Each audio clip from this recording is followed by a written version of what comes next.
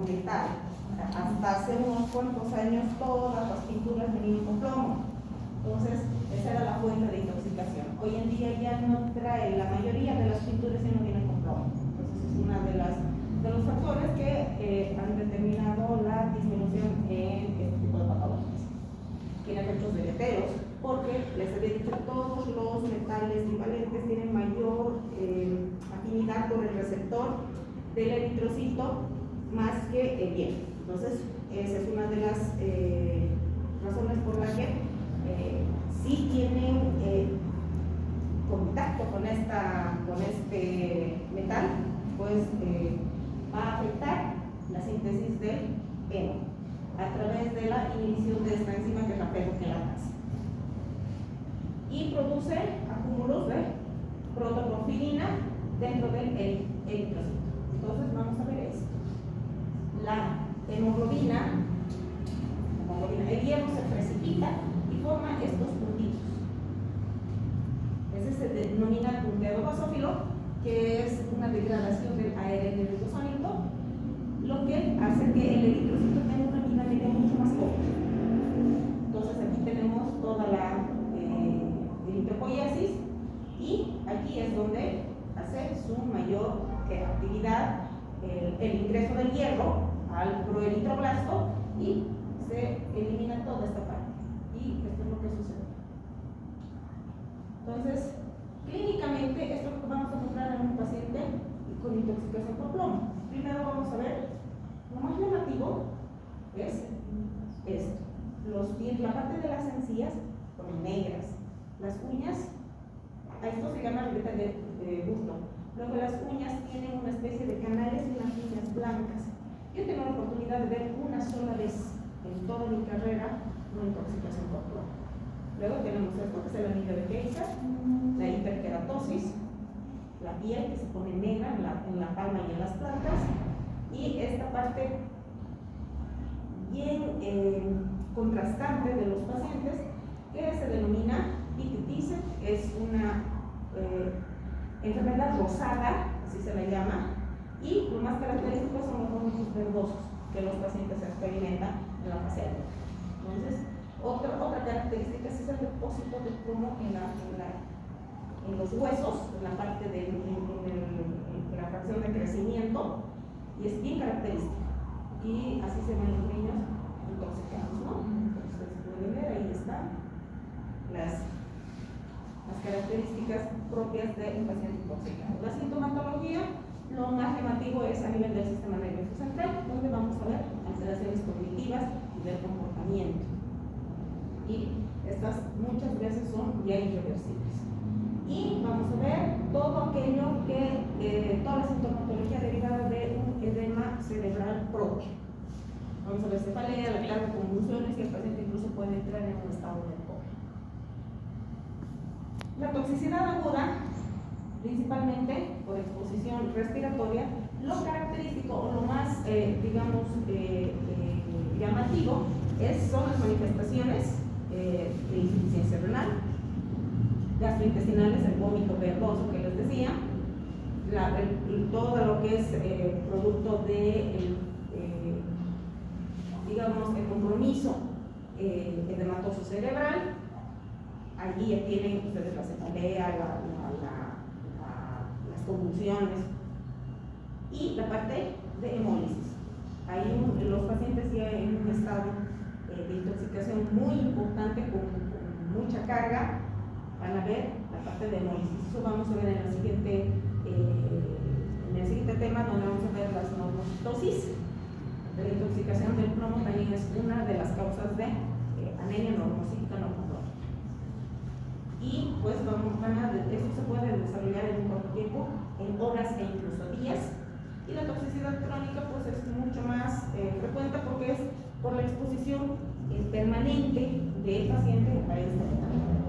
Las manifestaciones multisistémicas igual, pero puede presentarse por una sola parte, no muy llamativa, por su clínica. A eso nosotros denominamos saturnismo o intoxicación subclínica en realidad. ¿Qué es lo que vamos a hacer frente a este tipo de de pacientes. Lo primero, las medidas preventivas, ¿no? Evitar la ingesta, a los pacientes se les lava el estómago, se los baña, cosa de que tengan un poco o tengan el menor contacto posible con este metal o quitarles lo más que podamos este metal. Y pues son los quelantes los que van a hacer su efecto. El ácido dimercaptosuccínico, este es uno de los tratamientos más básicos que se les hace a estos pacientes. Esto se administra en forma endovenosa, lenta, más o menos se les da cada 12 horas a una dosis de 1 gramo en 500 ml de solución fisiológica diluido a goteo. Mientras más prolongado sea el goteo, mejor efecto va a tener. Hay otros quelantes, como el ácido dimercaptosuccínico y el relato sódico cálcico. Pero el que nosotros más utilizamos son las penicilaminas. Estos son los que más económicos resultan, estos son un poco más caros. Y como no hay mucho, entonces afortunadamente no hay necesidad de utilizar esos medicamentos. Entonces vamos a ver a un paciente masculino de 19 años de edad que acude por epigastralgia, náuseas, vómitos, verdosas, como les decía, eso es típico, pérdida progresiva de peso y anemia de 1 año de evolución. Entonces, más van a ver en pacientes crónicos, no en pacientes agudos. Los pacientes agudos generalmente son aquellos que tienen alteraciones mentales, por ejemplo, los ancianos, los que tengan antecedentes de alguna patología psiquiátrica o niños, que son los que van a intoxicarse de forma aguda, pero las más de las veces son de forma crónica. Como ven en este paciente de 1 año de evolución, ha sido manejado con una parasitosis intestinal en repetidas oportunidades, porque ustedes ven una clínica no es llamativa, no es muy solapada, no hay, digamos, algo patognomónico en esto. Luego de 3 semanas, presentó astenia, dinamia, disminución progresiva y de la fuerza muscular en las 4 extremidades, propio de una alteración del sistema nervioso central.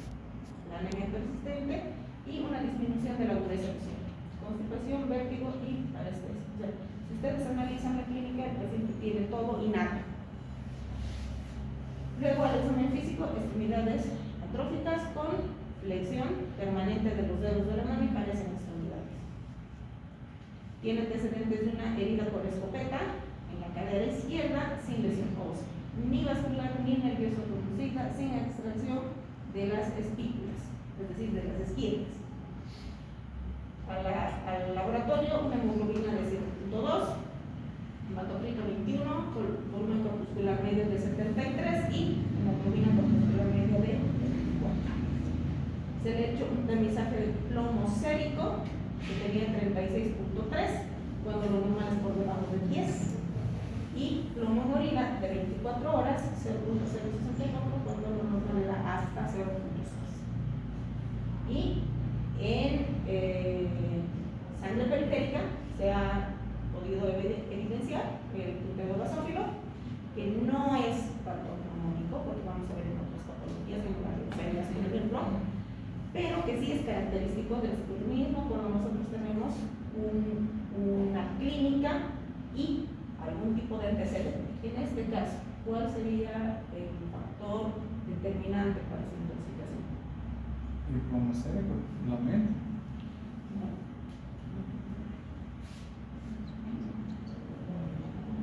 En este paciente, ¿cuál sería la causa de su intoxicación? La bala sería. Exacto, los restos de bala que tiene, que no se lo ha podido extraer, y eso se ha ido liberando lentamente. Y como no ha podido extraer las esquirlas, esa ha sido la causa de su intoxicación. Vamos a ver las hemoglobinopatías. Vamos a ver las anormalidades de la hemoglobina. Tienen tipos de anormalidades, de estructura y de producción. Las alteraciones de estructura son las hemoglobinopatías S y C, y las de producción insuficiente son las CABA-C. ¿Por qué? Porque no tenemos o producción de las cadenas alfa o de las cadenas beta. Entonces ustedes ven acá, cada una de las proteínas tiene una estructura específica, una estructura ya establecida. En una hemoglobina normal, nosotros tenemos una cadena polipeptídica que está compuesta en una de sus cadenas por la glutamina. Y cada codón tiene su anticodón. Cuando hay una alteración en una base nitrogenada, la formación de la proteína es alterada. En este caso, está reemplazada la glutamina por la valina. ¿Y qué ocasiona eso? Que la estructura de la membrana del eritrocito sea alterada, esté alterada, no cumpla con su función. Entonces, cuando este eritrocito pasa por las venas más delgaditas, se deforma y cuando termina, sale por el otro extremo y va a un pasito más gordito, entonces vuelve a su estado normal. Pero cuando hay esta alteración, el eritrocito se queda así. Esto se llama eritrocitosis. Esto es típico de la anemia drepanocítica. Entonces esa es la hemoglobina, la drepanocitosis o anemia falciforme. Es la forma más frecuente de alteración estructural de las hemoglobinas. Es autosómico dominante y como hemos visto, aquí es la sustitución del ácido glutámico por la valina.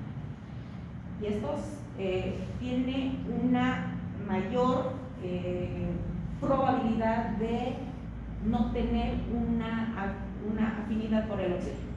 Entonces, con una desoxihemoglobina dominante, autosómico dominante, que quiere decir que va a pasar a su descendencia. Entonces, como vemos acá, tenemos tenemos una descendencia que nosotros la consideramos 100% en caso de que sean 4, cada uno 25.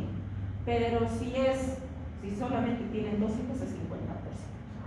Y las probabilidades son las mismas para cada una de los hijos.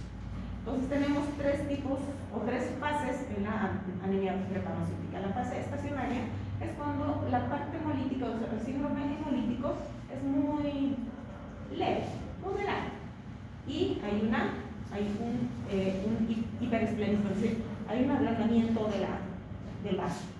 En la fase aguda ya hay una anemia un poco más importante, y aquí tenemos las crisis venoclusivas.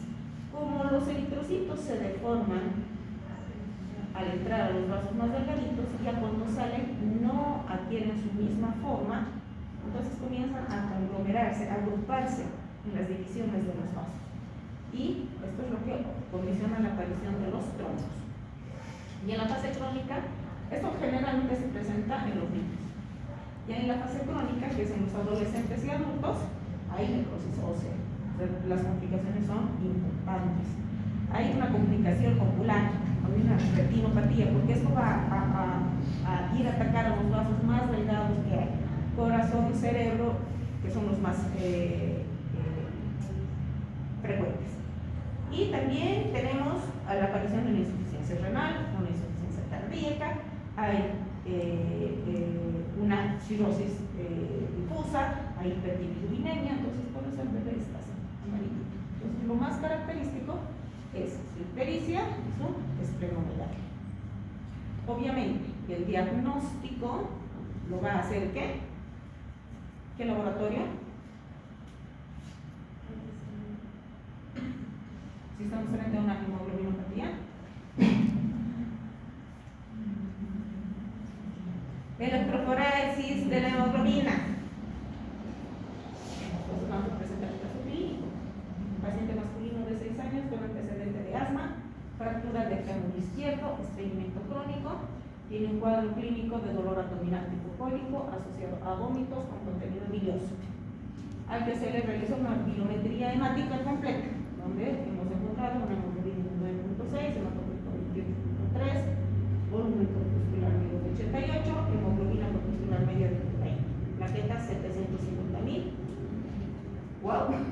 517.000, leucocitos 15.800, a predominio de los polimorfonucleares, neutrófilos 92%, linfocitos 5%, una creatinina de 0.4, una glucosa de 120, su LDH de 696, su GOT 59, su GPT 47 y una bilirrubina total de 2. Con esto, para hacer su diagnóstico, ¿qué necesitan?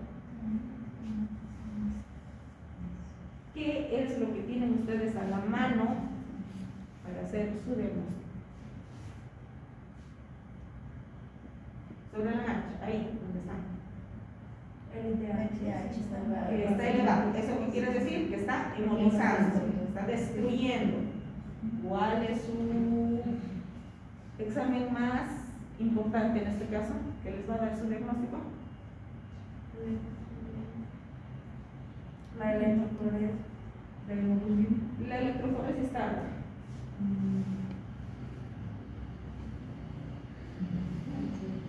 Un fraude sanguíneo, doctora. Tu sangre periférica. ¿Qué te va a mostrar tu sangre periférica? La forma, la Tus trepanocitos. Con eso ya tienes tu diagnóstico. Ahora, para saber qué tipo de hemoglobinopatía es, ahí vas a la electroforesis de proteína.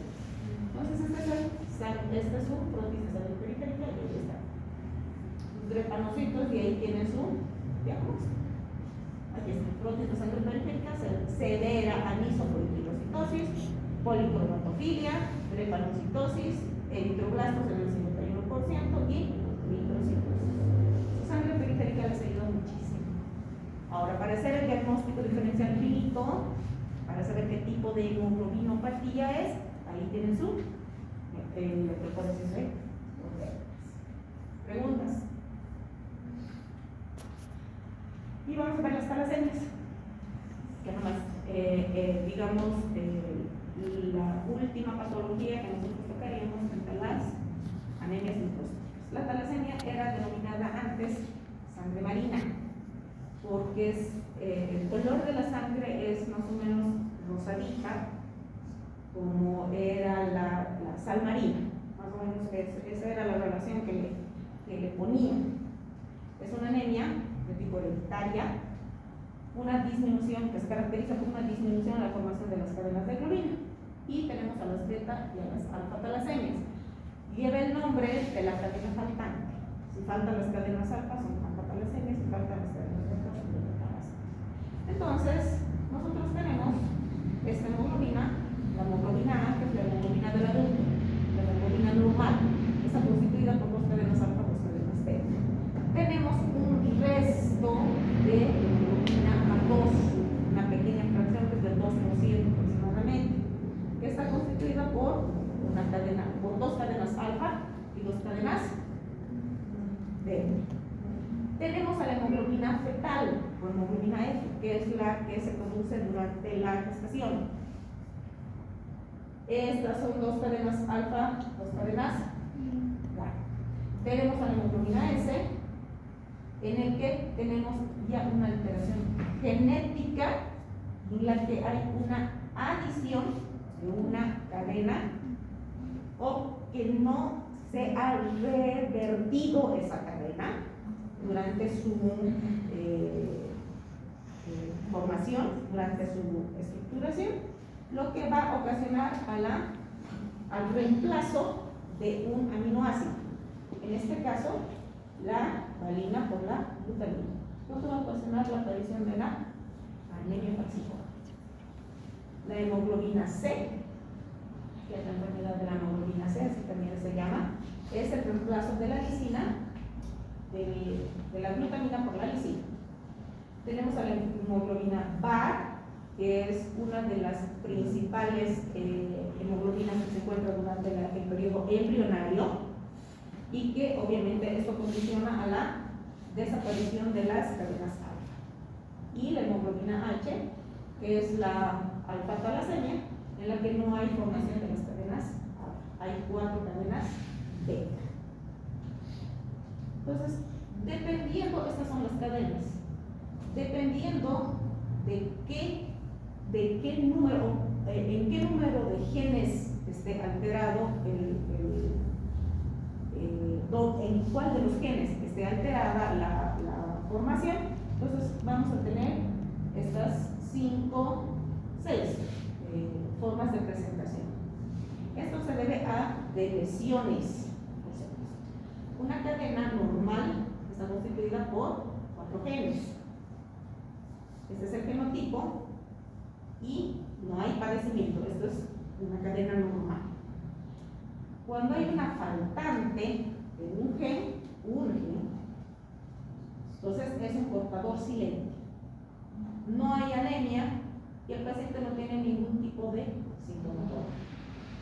Cuando hay 2 faltantes o de lesión de 2 genes, tenemos a la talasemia menor y nuestra anemia es leve, por lo tanto no necesita tratamiento. Puede vivir el paciente con esta alteración. Generalmente es un hallazgo casual.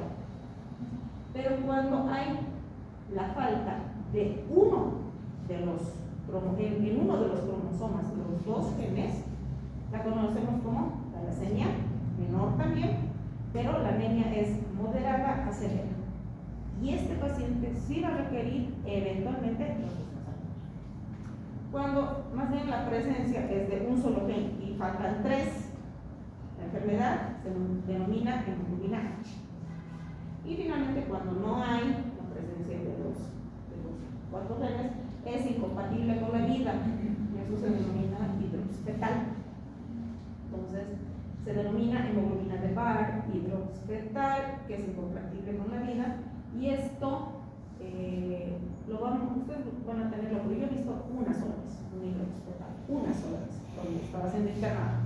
Entonces, esto es muy raro, pero hay lugares donde es muy frecuente, y esto se ve generalmente en las zonas industrializadas donde hay reactores nucleares, ese tipo de cosas. Precisamente muestra como un genotipo, entonces. Sí, esto es lo que ustedes van a buscar. Doctora, ¿esta H es compatible con la vida? La HBH.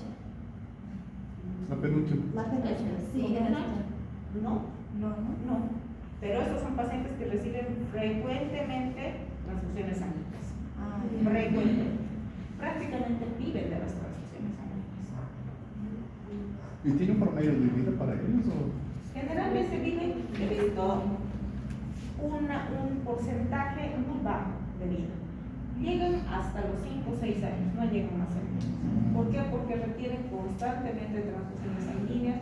Son pacientes que tienen muchas alteraciones, además de su alteración genética, tienen muchas otras alteraciones de otros órganos. Sí, alguna vez. Ay, perdón, lo siento, chicos. ¿Dónde nos Si era compatible con la vida material.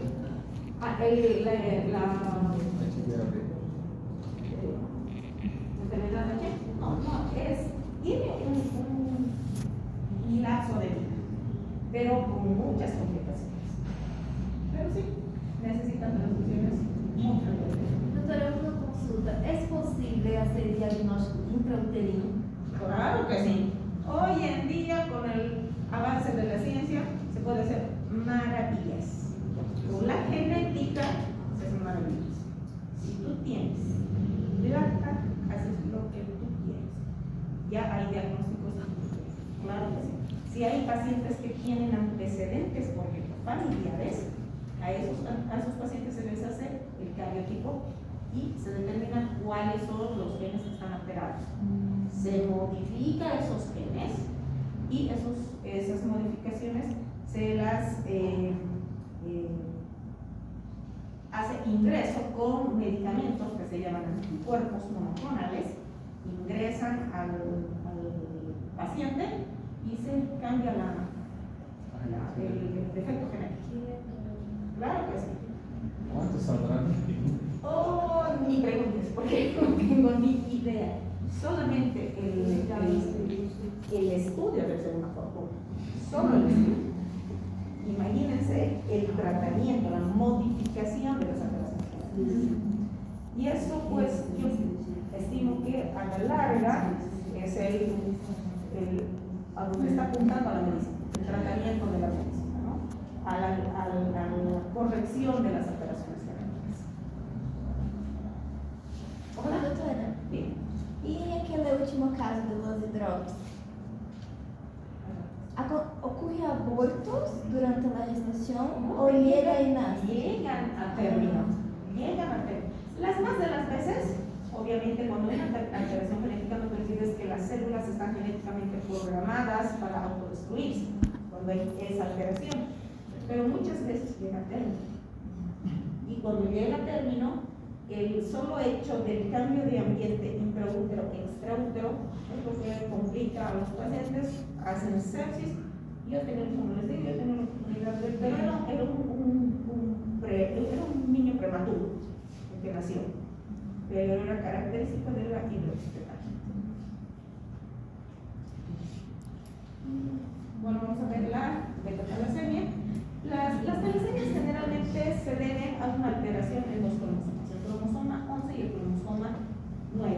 Entonces es una desestructuración. No se olviden que durante la división celular el ADN se parte, los cromosomas se dividen, el ADN se corta por fragmentos y tiene que volver a unirse por fragmentos, y durante esa división, durante esa fragmentación, algunos genes pueden ir a otros lugares, ocupar otros sitios o finalmente perderse. Entonces esa es una de las causas, pero los cromosomas más afectados son los cromosomas doloridos. En los genes de la cadena beta son menos complicados que en la cadena A. Solamente tenemos 2 genes, nada más, no 4 como en la beta-talasemia. Entonces, ese es el normal. Cuando hay la alteración de un gen, es la talasemia menor o talasemia intermedia, dependiendo de la penetrancia y la expresividad del gen. No se olviden que siempre un gen se manifiesta dependiendo de su penetrancia y de su expresividad. Pueden ser muy penetrantes pero no muy expresivos, pueden ser muy expresivos y no ser muy penetrantes. Entonces todo depende de eso. Es una beta-talasemia menor, generalmente es asintomática y es un diagnóstico fortuito. Entonces tenemos un aumento de la hemoglobina A2 por encima de lo que normalmente tenemos. Yo les decía que es de 1 a 2, a veces hasta 3%, no ocasiona mucha sintomatología, pero por encima de un 3.5% ya ocasiona problemas, y sobre todo las anemias, que son tratadas eventualmente con transfusiones. Y su diagnóstico es a través de la electroforesis de hemoglobina, o cuando hay la ausencia de ambos genes, que es la talasemia mayor o anemia de Kula. Eso es una talasemia es decir, es una enfermedad bastante importante, tiene ya alteraciones estructurales óseas en los portadores. Su rostro tiene una expresión muy típica, muy característica, y estos sí necesitan constantemente una transfusión sanguínea, además de elevación. Entonces, cuando tenemos un desequilibrio en las cadenas alfa-beta, podemos apreciar nosotros una hemólisis, como hemos visto en la hepatocitosis, una eritropoiesis ineficaz. Ya les había dicho que nosotros tenemos un pequeño porcentaje de eritropoiesis ineficaz precisamente por alteraciones durante la estructuración de las células que se auto-eliminan, y obviamente la anemia. Esta eritropoiesis ineficaz no debe superar el 2 a 3%. Pero cuando tenemos una eritropoiesis ineficaz, que significa que no hay formación de las líneas celulares, entonces nosotros observamos una eritropoiesis extramedular. ¿Dónde más se lleva a cabo la eritropoiesis? En hígado, no riñón, en hígado. Entonces comienza a producirse a nivel hepático. Luego vamos a encontrar masas paravertebrales, porque sale de la médula y comienza a producirse como masas adyacentes a los huesos. Y vamos a ver nosotros osteoporosis, que es lo más llamativo en nuestros pacientes. Entonces, ¿cuáles son las características de la hemólisis? Una anemia, hipoxia, esplenomegalia, incluso puede condicionar a la aparición de una litiasis biliar, retraso del crecimiento y alteraciones óseas, que son típicas de los pacientes. La acumulación de hierro nos va a llevar a nivel de corazón, a la aparición de una insuficiencia cardíaca y una anemia. A nivel de las glándulas puede ocasionar diabetes, hipotiroidismo y hipogonadismo. A nivel hepático, una cirrosis o una hepatitis. Entonces, ustedes ven aquí los microinfartos en vaso. Y ustedes van a ver aquí un vaso muy delgado. Todo esto es el vaso. Y estos son las microhemorragias, microinfartos. Entonces tenemos colelitiasis, colecistitis, hepatitis, que de inicio puede ser viral, luego hepatitis autoinmune, hemosiderosis, la oclusión vascular, el secuestro hepático y la colestasis. Entonces, todo esto condiciona la destrucción o la hemólisis en el paciente. El paciente siempre sufre esa secuencia. No es una regla. Puede hacer una colelitiasis y hacer una colestasis. Sí, la mayor parte de los pacientes que destruyen, que hacen hemólisis periférica, como vamos a ver en el siguiente capítulo, pueden hacer una colelitiasis y una colestasis principal. Entonces, eso también es una característica propia de la hemólisis. Entonces, esta es la deformidad que les decía, y este es el cráneo en el cepillo. Fíjense aquí, se ve mucho mejor, parece que tuvieran pelitos los huesos. Fíjense la disposición de los huesos, hay una anormalidad facial. Eso es propio de la enfermedad o anemia de Crüger. Aquí se ve mucho mejor. Y si se fijan, la estructuración de su masa facial, de su macizo facial es típico, y ahí está un poco realista. Y esta es la ¿Qué son? ¿Perdón? Desde el cráneo, ¿qué son esa estructura? ¿Esto? Ajá. Esta es la consecuencia de la alteración del gen sobre la estructura del hueso. Cada proteína que se forma está determinada por un gen. Entonces, cuando ese gen forma la estructura, muchas veces esa estructura es anómala, no funcional. Entonces, en la formación de los osteoclastos y osteocitos hay una alteración. Entonces, no se forma el hueso como debe formarse, por eso se forma. Y como esos huesos son tan débiles, va creciendo todas las estructuras internas y los huesos están sellados. Entonces, cuando están sellados los huesos, las estructuras se deforman. Esa es la razón.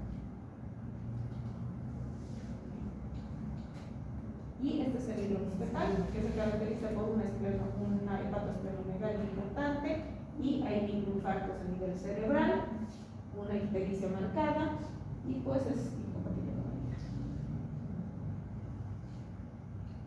¿Y qué es lo característico en la hidroxfetal? Las células YAG. Entonces eso es típico. Cuando ustedes vean en sangre periférica, quiere decir que este paciente tiene una talasemia. Independientemente de cuál. Una talasemia. Diagnóstico. Todas las talasemias, todas, tienen un ancho de distribución eritrocitaria y hierro normales, a diferencia de las leukemias y de las anemias por enfermedades crónicas. Solo las talasemias con deleción de 3 genes tienen una reticulocitosis marcada. Las demás son normales o ligeramente elevadas. La prueba para el diagnóstico, electroforesis de hemoglobina.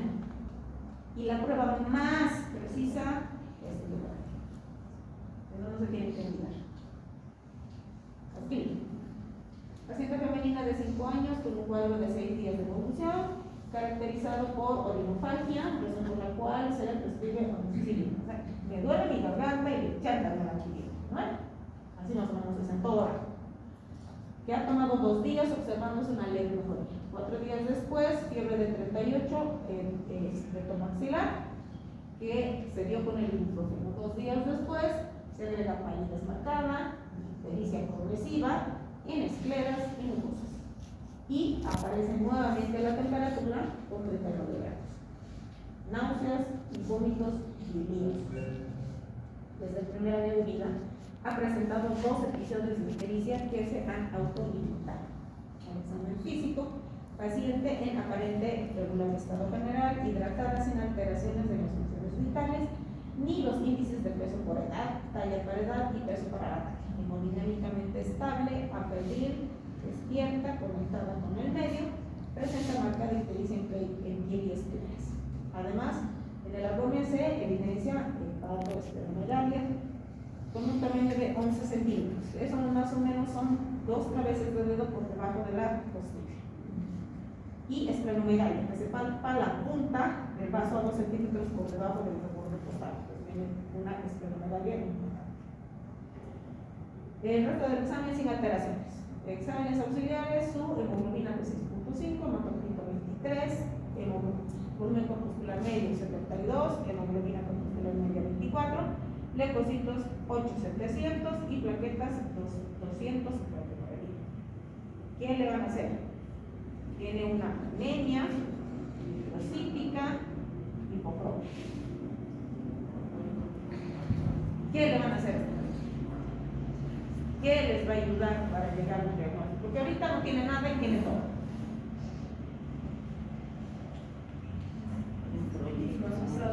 Su frotis de sangre periférica. ¿Qué van a buscar en su frotis de sangre periférica? Anisocoinquilocitosis. Alteraciones en la morfología eritrocitaria.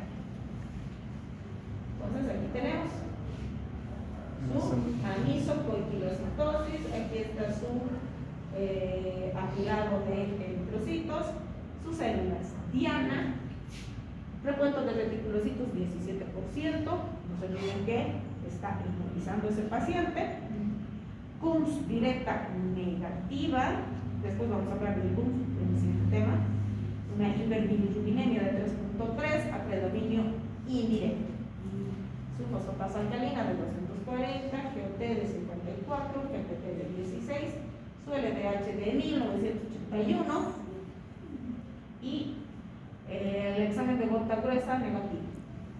Frotis de sangre periférica, hematíes con microcíticos hipocrómicos, células dianas, células falciformes.